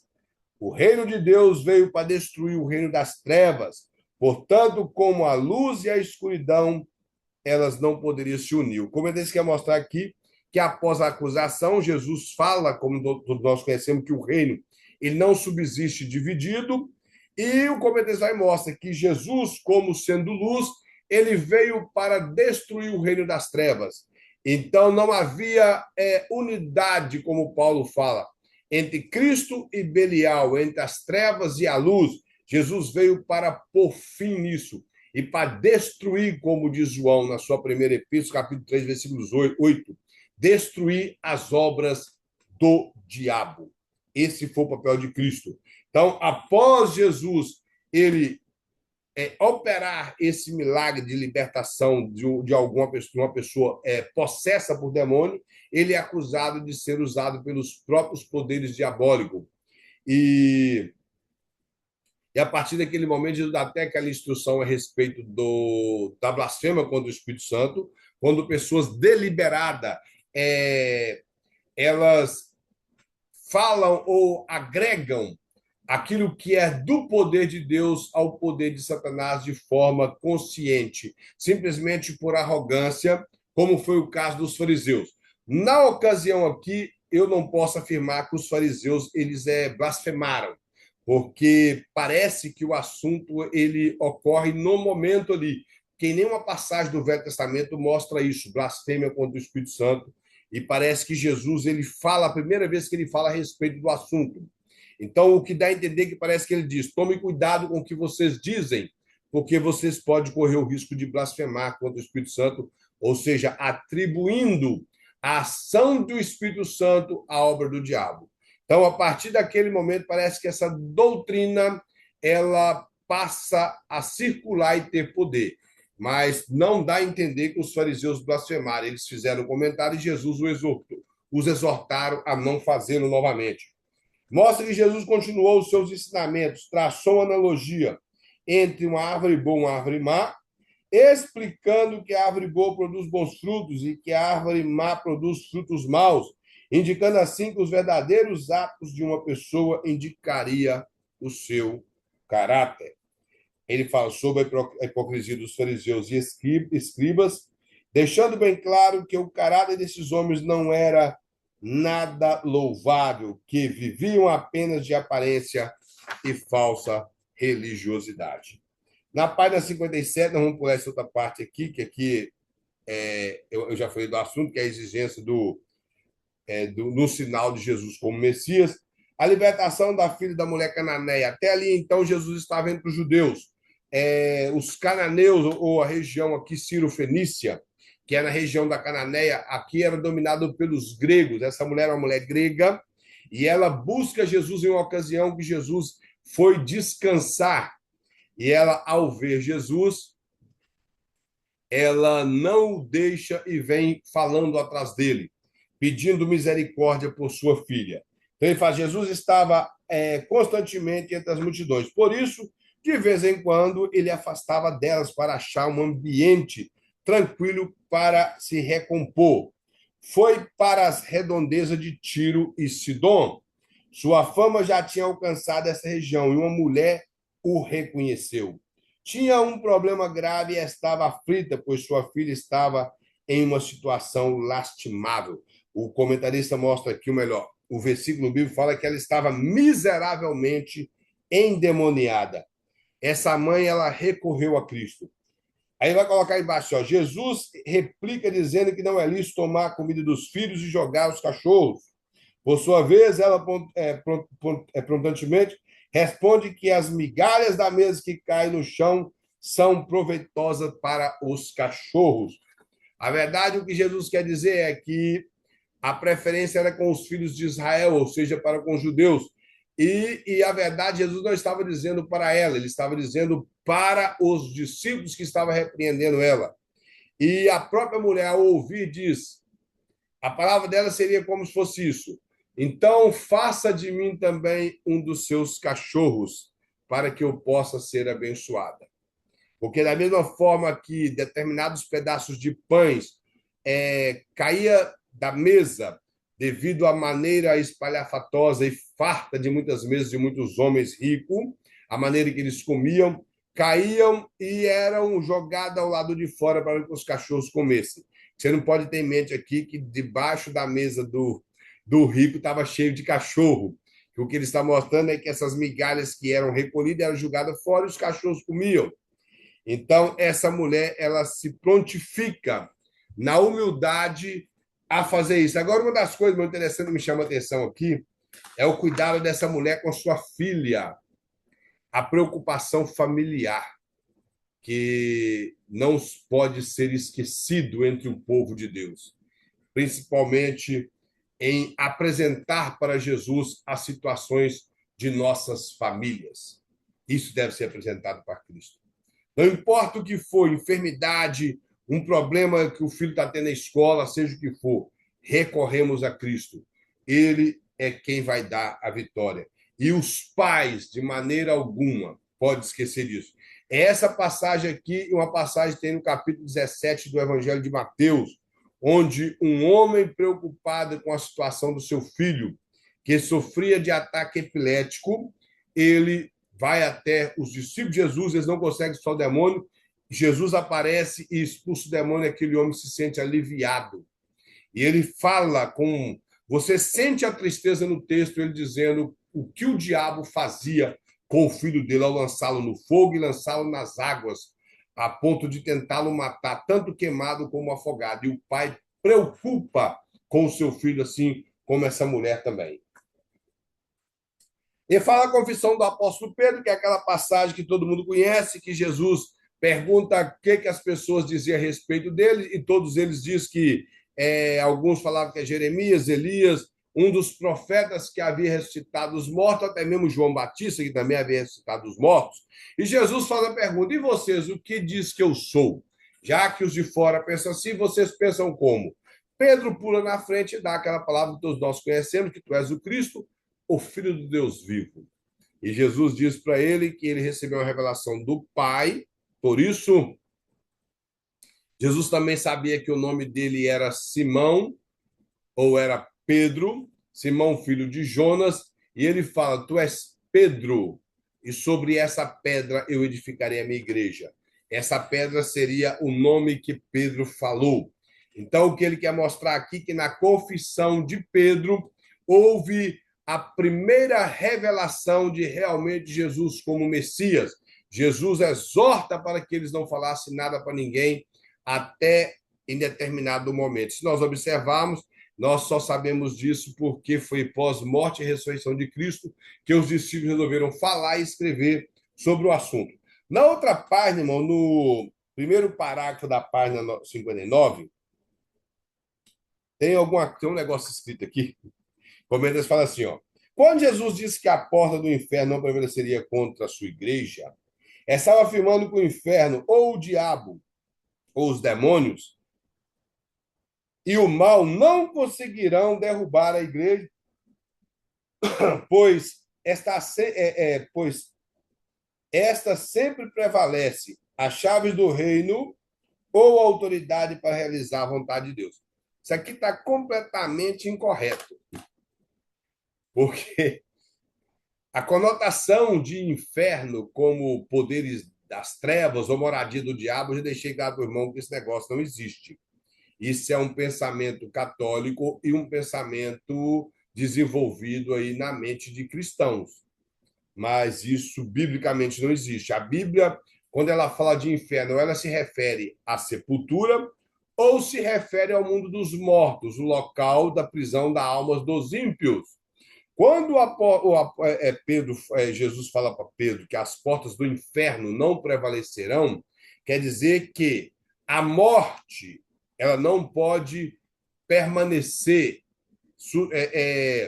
vencendo o corpo do salvo e que o salvo jamais irá para o Hades, o mundo dos mortos sem Deus. Esse é o sentido. Isso aqui não tem a ver com poderes das trevas, diabo, essas coisas. Porta do inferno não tem a ver com demônio, com ação diabólica. A pessoa ele tem que ser fiel ao texto. Se ele quer utilizar, ele fala, irmãos, eu vou utilizar aqui de um recurso que a hermenêutica me permite, e eu vou simbolizar que as portas do inferno aqui possam ser poderes de Satanás. Aí sim. Mas o texto em si não está falando disso. O texto em si está dizendo que os salvos, eles ressuscitarão um dia, por isso a sepultura não vai permanecer com o corpo dos salvos, e que o Hades não tem poder sobre a vida de quem entregou a sua vida a Cristo, porque ele é salvo. É isso que o texto está dizendo. Então, sobre essa pedra edificarei a minha igreja, ou seja, o povo de Deus, e a morte e o mundo dos mortos não pode prevalecer contra eles, porque nós não pertenceremos a esse povo que vai para o Hades. É isso que o texto quer dizer. E fala os discípulos e a cruz. Esse texto aqui é aquele texto que Jesus convoca já os discípulos que caminhavam com ele a carregar a cruz. Mas antes de carregar a cruz, ele chama eles a um período de renúncia, ou seja, um abandono dos nossos desejos, daquilo que é prazeroso para nós, ou abrir mão de coisas que às vezes nem é pecado, mas que possa prejudicar a nossa caminhada com Cristo, ou que possa ser tropeço no momento de carregar a cruz, porque a cruz é um instrumento pesado e não fácil de locomoção, porque a cruz é um instrumento de morte e ela, a maioria das vezes, é maior do que nós. Todas as cruzes são maiores do que a pessoa que estaria sendo morta nela.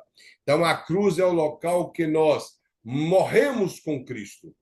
Por isso, há uma necessidade de renúncia, porque ninguém quer cruz. A verdade é essa, mas a cruz não é lugar bonito.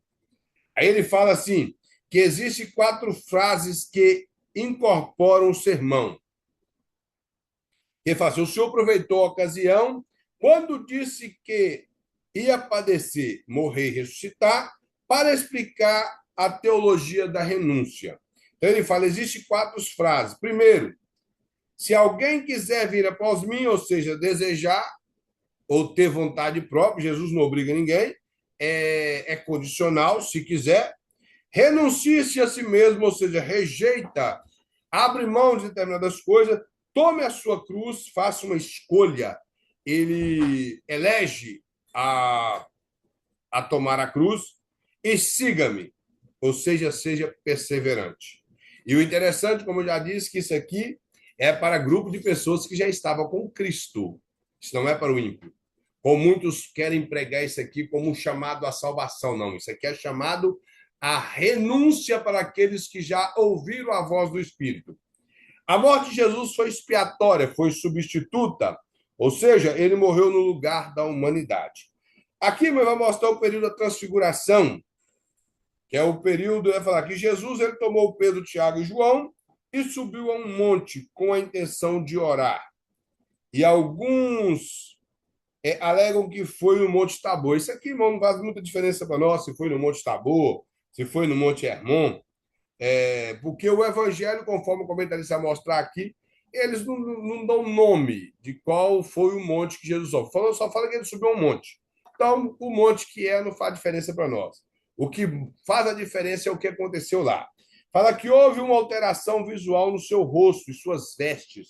Lucas descreve que elas ficaram resplandecentes. Mateus fala que ele transfigurou. Então, por isso que tem esse título de Monte da Transfiguração. Parece que ali, conforme ele fala que as pessoas o veriam na sua glória, como Pedro, João e Tiago, irmão de João, viu. Suas vestes se tornaram brancas, como a luz, e que tornou-se resplandecente a extremo branca como a neve, conforme Marcos também fala. Fala que, evidentemente, o corpo e até a roupa de Jesus experimentaram algo sobrenatural. E que a razão de sua glorificação foi ilustrar vividamente aos apóstolos de Jesus em verdade, que em verdade ele era o Filho de Deus, e que o Pai estava grandemente satisfeito e contente com ele, conforme foi falado pela própria boca de Deus, que esse é meu filho em quem eu tenho prazer. Agora, lembrando que há uma necessidade de observar os três textos, de Mateus, Marcos e Lucas, e que cada um deles narra e se completa.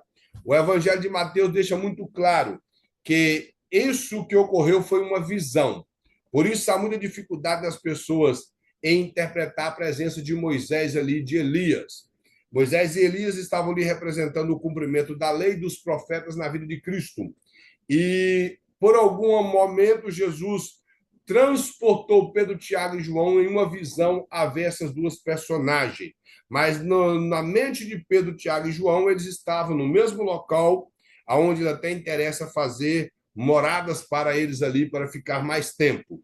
Então, a transfiguração é isso. Jesus, ele ficou de maneira gloriosa, tanto as suas vestes como tudo, que isso trouxe na presença, como Pedro ele narra na sua segunda epístola, que ali foi a manifestação do reino de Deus na terra, através da transfiguração. Então, eles veriam ele no seu reino.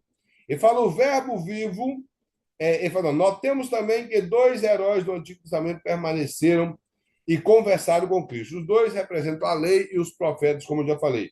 Que o verbo vivo iria cumprir as exigências da lei e satisfazer todas as profecias da velha aliança. Esse é o propósito do Monte da Transfiguração. Revelar o reino de Deus e sua glória e mostrar o cumprimento de tudo aquilo que estava descrito no Antigo Testamento na vida de Cristo. Jesus veio e cumpriu a lei. Cumprir a lei, irmãos, eu não me recordo se eu falei, foi aqui com os irmãos. Cumprir a lei é quando uma pessoa ele paga a lei. Por exemplo, uma pessoa comete um crime e ele é sentenciado a 4 anos de prisão. E ele passa os 4 anos de prisão de regime fechado, lhe sai a sua condicional, ele pega aquele papel, ele cumpriu a lei. Ele foi a julgamento, ele foi condenado, ele cumpriu o seu tempo, então ele cumpriu a lei. De acordo com as profecias veterotestamentárias e tudo que estava descrito a respeito do Messias, ele deveria morrer pelos nossos pecados, ele deveria ser perfeito e cumprir tudo aquilo que estava descrito a respeito dele. Então, ou seja, Jesus veio, cumpriu o que estava escrito a respeito dele padecer pelo nosso pecado, ele purificar o nosso pecado, ele fazer o nosso caminho para Deus, ele apresentar-nos diante de Deus e ele ressuscitar e também fazer morada para que nós tenhamos uma morada, melhor dizendo, com o Pai. Isso seria cumprir a lei. Tudo se cumpriu cabalmente em Jesus. Então, ele pagou o que a lei exigia. Segunda unidade. Os evangelhos ensinam os evangelhos, ensinamentos fundamentais de Jesus. Aqui a preocupação do comentarista aqui vai ser mostrar a forma que Jesus ensinou. Então, ele fala assim, tudo que Jesus falou e ensinou está na ordem do absoluto e deve ser observado pela igreja em todo o tempo. Seja o que, quando ele fala a ordem do absoluto, ou seja, o que Jesus falou é verdade e é a verdade absoluta. O que ele falou não tem variações alguma e ela predomina até os dias de hoje. Não foi simplesmente para aqueles dias. E Jesus ele tinha um método extraordinário de ensino. E nesses métodos, o comentarista vai mostrar para nós aqui os métodos que Jesus usou para poder nos ensinar. Alguns métodos em parábolas e outros com determinados outros tipos de figura. Então, ele vai mostrar o capítulo 1,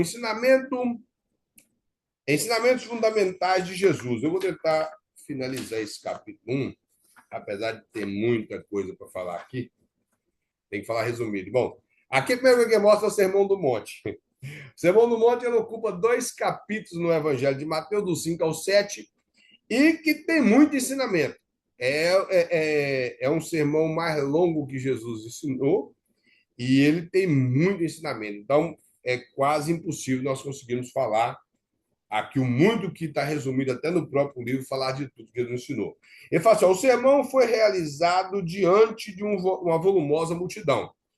Havia inumerosas pessoas ali perto de Jesus. Ele havia descido do monte, ele estava no monte. Mateus e Lucas mostram que ele subiu, chegou a um determinado lugar que se tornou uma planície, e ali havia um grupo enorme de pessoas. E esse volumosa multidão, existiam vários grupos diferentes ali de pessoas, como prostitutas, publicanos, escribas, fariseus, saduceus, soldados romanos, pessoas que compunha toda aquela gama diversa que existia em Israel no período do Novo Testamento, ali do início do Novo Testamento. E essas pessoas, cada um tinha sua mente, sua forma religiosa de pensar. Exemplo, o grupo de zelotes, o grupo de essênios. Muitas pessoas estavam ali perto de Jesus e os seus ensinamentos alcançou a todos. Ele fala assim, o mestre daquele tempo, como sinal de que ia começar a palestrar, sentava-se, por isso Jesus sentou-se, começou a transmitir os seus mais importantes sermões, deixando os ouvintes maravilhados com sua doutrina e autoridade, conforme encerra o Sermão do Monte, no capítulo 7, versículo 28 e 29, falando que as pessoas ficaram maravilhadas com o seu ensino, porque ele ensinava como tendo autoridade, não como os escribas e fariseus. Quando ele fala que Jesus assentou-se, é porque era muito normal. Se você pegar o livro do Êxodo, Moisés se assentava em uma cadeira e julgava o povo de Israel, trazia ensinamentos e resolvia problemas. Nas entradas das cidades também, como nós vemos no livro de Juízes, as pessoas costumavam sentar na porta da cidade e ali julgava a situação do povo. E uma das coisas, por exemplo, que Jesus fez, do mesmo jeito que Moisés, que quando a pessoa sentava para ensinar, mostrava que o seu ensinamento tinha autoridade. Jesus, ao sentar, ele estava cumprindo uma questão cultural da época e mostrando que o seu ensinamento tinha autoridade. Hoje, por exemplo, o Papa, quando ele quer mostrar que o que ele fala tem poder canônico ou poder autoritário sobre a Igreja Católica, ele se assenta para determinar aquela suposta doutrina ou aquele ensinamento que diz ele ter tido uma revelação direta de Deus, que é o que eles chamam em latim de ex cátedra, da cadeira. Então, nesse sentido aqui, o comentarista quer mostrar isso, que ao sentar, Jesus estava mostrando para os seus ouvintes que o que ele iria falar era importante e tinha peso autoritário em questão doutrinária. Ele vai mostrar que esses versículos do livro de Mateus evidenciam que não adianta lecionar ou pregar sobre assunto de fé e de libertação sem ter confiança e convicção nas verdades que se expõem. Aqui ele está fazendo menção ao versículo lá de que Jesus ensinava como tendo autoridade, não como os escribas e fariseus.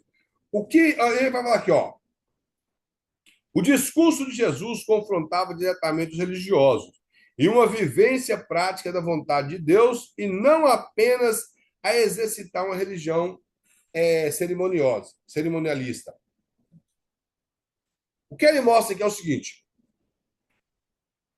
que os ensinamentos de Jesus iam de encontro como uma flecha ao coração de todo esse grupo de pessoas que estava ali, principalmente daqueles religiosos, como os essênios, os fariseus e os saduceus.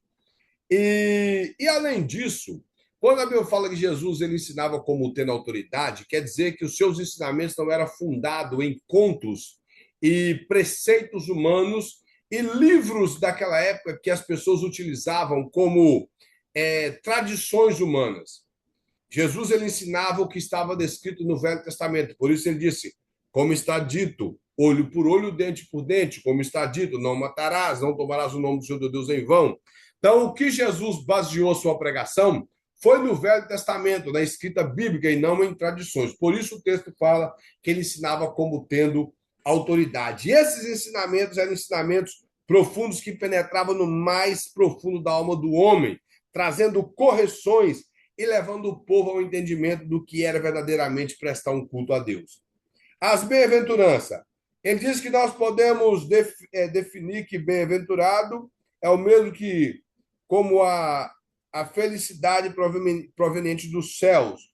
Aqueles que quisessem os parâmetros estabelecidos por Deus. O que ele quer mostrar é que a palavra Macário, no grego, que nós traduzimos como bem-aventurado, algumas traduções traduzem como feliz, quer dizer que uma pessoa feliz é aquela pessoa que preocupa ou, pelo menos, volta o seu coração para viver como o céu quer que ele viva. Coisa difícil. Mas ele só vai ser feliz, bem-sucedido, digno de ser observado e, às vezes, até ser invejado, quando ele realmente vive de acordo com o céu. Aí ele vai mostrar aqui as bem-aventuranças. Bem-aventurados os pobres, que quer dizer pobre de espírito, é uma pessoa humilde. Bem-aventurados os que choram. Possivelmente esse versículo está falando dos que choram por suas mazelas e pecado, conforme está em Tiago, capítulo 4. Bem-aventurados os mansos, aqui está falando de pessoa que tem domínio. Bem-aventurados que têm fome e sede de justiça. Isso é fome e sede do que é correto, principalmente baseado na palavra de Deus. Misericordioso é quem é compassivo com a situação de miséria de alguém. Limpos de coração quer dizer uma pessoa com a mente purificada, alguém que busca ter a mente de Cristo, que busca ao máximo se afastar de tudo aquilo que pode poluir a sua mente. O outro lado da página aqui traz uma explicação a respeito disso.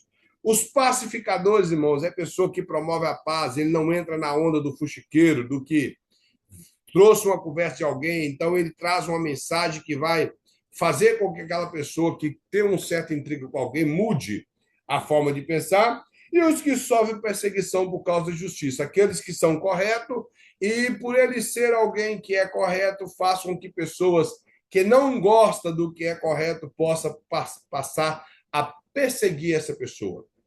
E, então, o que ele está mostrando é isso. E nós vimos que isso ocorreu na vida dos discípulos.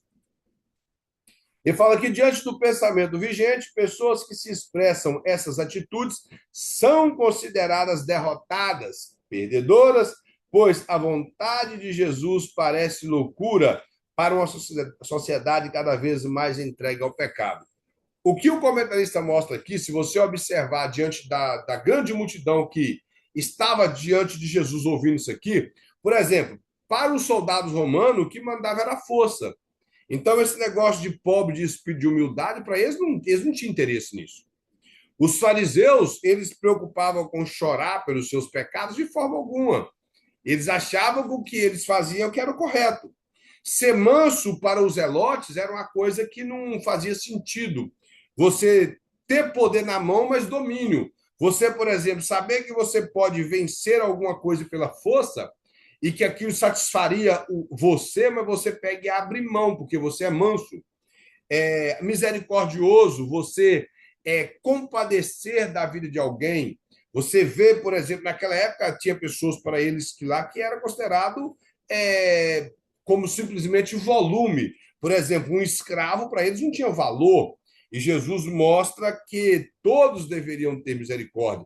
E, além de tudo, pessoas que nasciam com deficiências, que havia aquelas acusações de algo que era que poderia ser maldições que vinham de pai para filho, ou supostamente de alguma coisa errada que a própria pessoa fez, mostrando que ela merecia o que fez.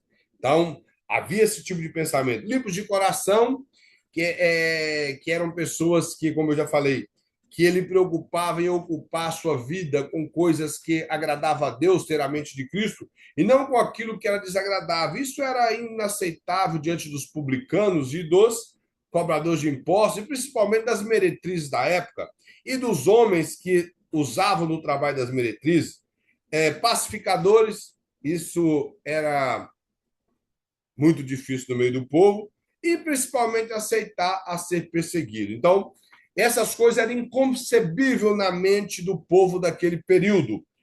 E por que não dizer que não é tão fácil aceitar isso tudo hoje? Cá embaixo ele fala assim, ó, as bem-aventuranças formam os fundamentos do reino.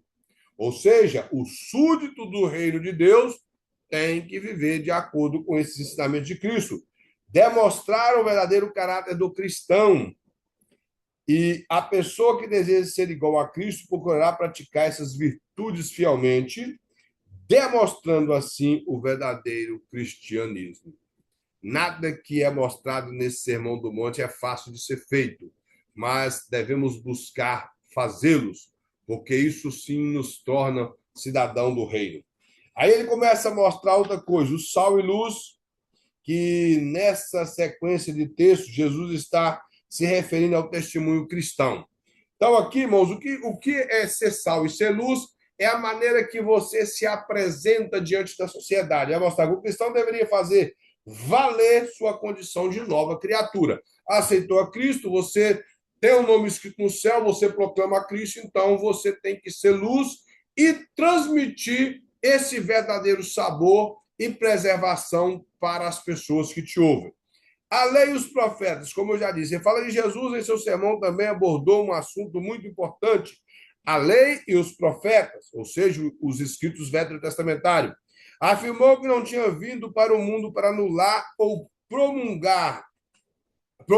lei ou promulgar a promulgação dos profetas, mas para cumprir. Eu já expliquei isso aqui, que é o fato de que tudo cumpriu cabalmente nele.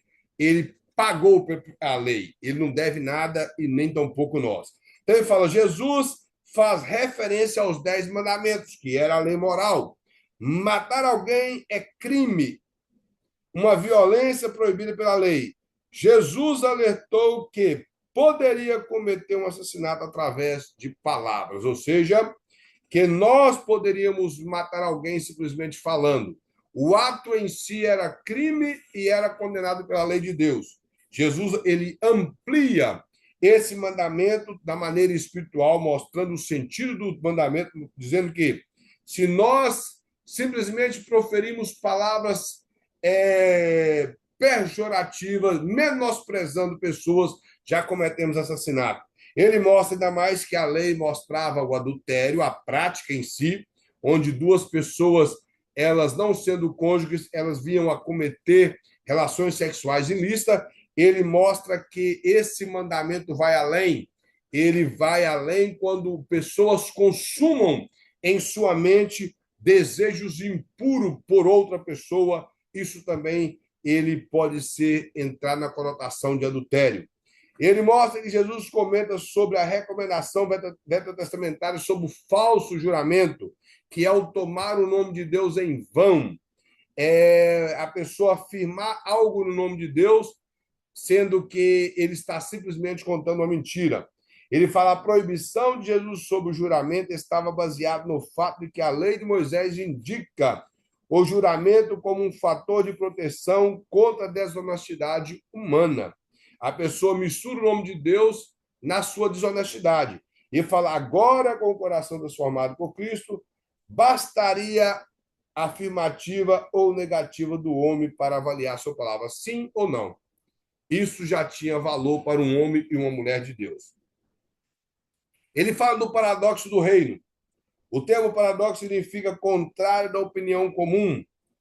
E usamos aqui uma ilustração em sequência de ensinamento do Sermão do Monte, que contradizia totalmente a interpretação judaica nos dias de Jesus. O que ele quer mostrar aqui, eu até preguei na igreja lá, nosso irmão Emerson, a respeito, inclusive até o versículo está aqui. O olho por olho, que a lei ela permitia a suposta vingança, que a lei ela amparava a pessoa ela recorrer aos tribunais da época, aos juízes, para que, se alguém cometeu algum ato que trouxe prejuízos, como a ponto de perder partes do corpo, essa lei ela foi anunciada para colocar um limite, para que as pessoas tivessem um limite e não viesse a cobrar além do que estava, do que havia acontecido, tanto com ele como um parentesco. E Jesus vai além. Ele entra em choque com a lei quando ele disse que, se alguém lhe ferir a ponto de ter olho por olho e dente por dente, a pessoa deveria oferecer o perdão e não vir a recorrer à lei e cometer os mesmos pecados. Se alguém viesse a vingar, nós deveríamos, melhor, ao invés de vingar, deveríamos deixar na mão de Deus. Então, essa lei é a lei que Jesus veio mostrando, e não que ele estava desfazendo da lei de Moisés, mas ele estava mostrando que o povo, no período de Cristo, eles chegaram a exagerar com essa lei, porque a lei mostrava que deveria recorrer aos juízes, eles estavam fazendo com as próprias mãos.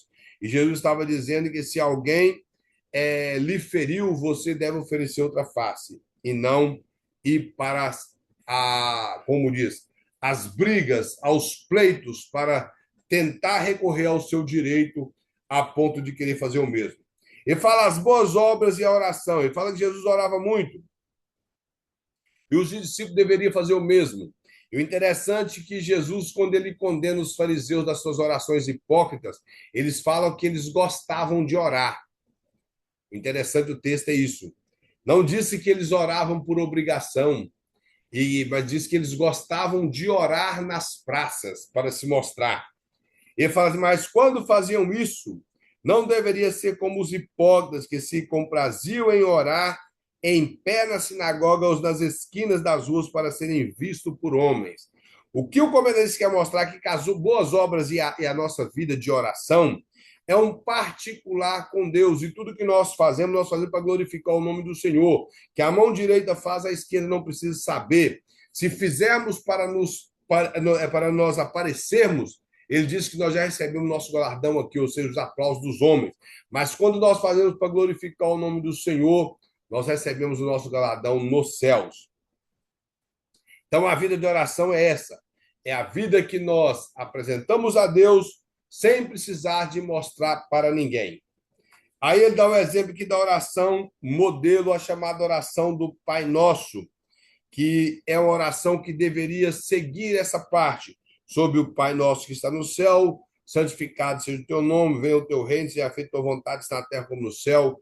E o pão nosso que nos dá hoje, perdoa nossas dívidas, assim como nós perdoamos os nossos devedores. Não nos deixes cair em tentação, induza, mas livra-nos do mal, porque teu o reino, o poder e a glória. Aqui está mostrando que nessa oração encontramos os ingredientes fundamentais para agradar a Deus. Primeira coisa que ele mostra, oração, conformidade com a vontade de Deus, pedido por necessidade cotidiana, perdão liberado e perdão também de Deus, e reconhecimento da autoridade e da glória de Deus. A oração tem que ter essas coisas. E ele diz também a respeito do jejum, que Jesus ele explica que o jejum também não deveria ser feito para mostrar a outras pessoas, e sim para Deus. Não há problema algum você dizer para alguém que está jejuando ou que jejua. O problema é quando você faz isso com o interesse de receber aplauso de pessoas para a sua arrogância. Por exemplo, a pessoa levanta pela manhã, e como eu já vi pessoas falar assim, meu estômago está ardendo aqui, mas eu vou permanecer até de tarde. Então, parece que ela quer mostrar que está jejuando. Então, não é isso. Jesus está dizendo que, se você separou um dia para jejuar, que você faça normalmente, escova o seu dente, toma seu banho, lava seu rosto e segue a sua vida, o curso sua vida normal, sem querer aparecer para ninguém.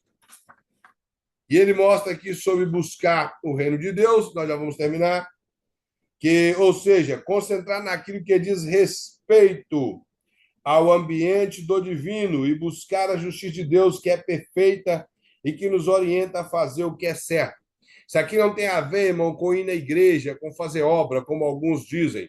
Isso aqui tem a ver com nós acreditarmos em Deus e depositar na mão de Deus. O contexto está mostrando isso, de pessoas que estavam preocupadas com o que deveriam comer e com o que deveriam vestir. E dá o exemplo que Salomão não vestiu como os lírios do campo e as aves nem semeiam e nem cegam e elas têm o que comer. E que nós, quando buscarmos o reino de Deus, ou seja, que nós concentrarmos a nossa vida naquilo que é divino, na confiança em Deus, as outras coisas, qual outras coisas? O alimento e o vestimento será acrescentado. Por isso que o texto tem que fazer todas estas coisas, aquilo que é alimento e vestimenta, nos será dado. Nós devemos confiar no Senhor e não deixarmos desfalecer diante dessas dificuldades. Lealdade ao só Senhor, que é essa comparação que Jesus faz entre Deus e Mamon. Mamon seria uma entidade de riqueza, de adoração, representando aqui o dinheiro. Jesus, então, mostra que uma pessoa com um coração avarento, uma pessoa dividida, ela não tem como agradar a Deus, porque ela vai acabar sendo pega e envolvida por essas questões de prosperidade e de finança, e terá um certo afastamento de Deus. O exemplo aqui é de que uma pessoa que naquela época, por contraiu alguma dívida, ele se vendia como escravo, e alguns se vendia para dois senhores. Isso ocorreu algumas vezes, de acordo com a história, e ele tinha certa dificuldade de conseguir servir aos dois senhores, conseguir fazer o seu trabalho bem feito. Então, o que Jesus dá o exemplo é que uma pessoa naquela época se vendia como escravo, não tinha como se vender para dois senhores, porque ele estaria trazendo aborrecimento para um deles, ele faria um trabalho de um melhor do que do outro. E no caso de quem tem um coração no dinheiro, como diz o apóstolo Paulo, ele se perderá com muitas coisas e ele não terá tempo para Deus e até mesmo colocará essas coisas em primeiro lugar. Pedir, buscar e bater, aqui está falando da persistência, da perseverança, ainda do mesmo assunto da oração, que deveria ser feito, ser contínuo na vida de um cristão. Os três exemplos no comparativo que Jesus mostra aqui a respeito dos dois caminhos, a respeito da árvore e a respeito dos dois fundamentos. O que ele quer mostrar a respeito dos dois caminhos são caminhos apertados e caminho largo. Era uma espécie de caminhos de, segundo o que nós entendemos pelos estudiosos, era o caminho apertado, era o caminho de evacuação de Israel por alguma invasão, alguma coisa assim. Então, os caminhos não eram muito fáceis de passar por eles. E o caminho largo poderia conduzir até a presença do invasor. Então, o que Jesus está mostrando é que o caminho difícil, que às vezes nos aperta, que requer renúncia, requer abandonar determinadas coisas, é o que conduz à vida eterna. E as portas que tem nesses caminhos também são estreitas. A árvore boa e a árvore má, ele está mostrando que os seus frutos revelam como ela é. Aqui está mostrando que essa árvore boa, seja ela de qualquer qualidade, ela vai produzir frutos bons. Ou seja, o cristão ele vai produzir frutos bons, tanto na sua vida como naqueles a quem ele ganhar para Cristo. E os dois fundamentos é aquilo que sustenta, aquele que observa a palavra de Deus e guarda no coração, e aquele que simplesmente ouve e não guarda. E o interessante é que o que ocorre com uma casa ocorre com a outra. A diferença é, elas recebem chuva, recebem rios, recebem ventos, mas a diferença está naquilo que sustenta a casa. Mateus fala que ela está sobre a rocha. Lucas, escrevendo a mesma passagem, fala que o homem, ele cava na terra até encontrar a rocha, e ali ele começa a base da sua casa, para que ela não venha a ser tomada de impeto pelas coisas da natureza, como o rio e vento, e tempestade venha se desmoronar. Assim é a vida daquele que observa a palavra do Senhor. Os ventos, as tribulações, os rios da dificuldade, vai bater de um lado para o outro, vai solapar, mas ele vai permanecer e ela vai permanecer de pé diante do Senhor. Através desses três exemplos, é possível aprender que na vida cristã Existiriam aqueles que seriam seduzidos a entrar por caminhos largos e espaçosos. Essas pessoas seriam lideradas por falsos obreiros que se vestiriam de ovelhas. Esse tipo de falso cristão são os cristãos, falsos cristãos não estariam edificados sobre Cristo, por isso não suportaria as adversidades. E, por final, a reação da multidão. Jesus findou o seu sermão e a reação da multidão foi de tremendo entusiasmo e ficaram admirados por sua doutrina. Então, nós vamos ficar por aqui. Que Deus abençoe os irmãos. Lembrando que os irmãos têm essa semana e na próxima semana eu gostaria que os irmãos enviassem para mim a prova para que eu pudesse corrigir e lançar nota dos irmãos. Amém? Vamos agradecer a Deus. Logo após, irmãos, sintam-se à vontade para se retirar da sala. Senhor Deus e Pai, mais uma vez nós somos gratos ao Senhor por todas as maravilhas que o Senhor tem operado em nossas vidas, pelo ministério que o Senhor nos confia, pelas bênçãos, Pai, pelos milagres, por tudo que o Senhor tem feito. Seja com cada um, abençoe a cada lar, abençoe cada família, abençoe, ó Deus, ao ministério de cada um, abençoe o trabalho. Pai, ó Deus, movendo para que durante a semana todos venham ser guardados por Ti. Que as Tuas mãos dirijam e sustenta. Seja conosco, Pai, em nome de Jesus. Bom, que Deus abençoe a todos tenham uma excelente noite e uma maravilhosa semana.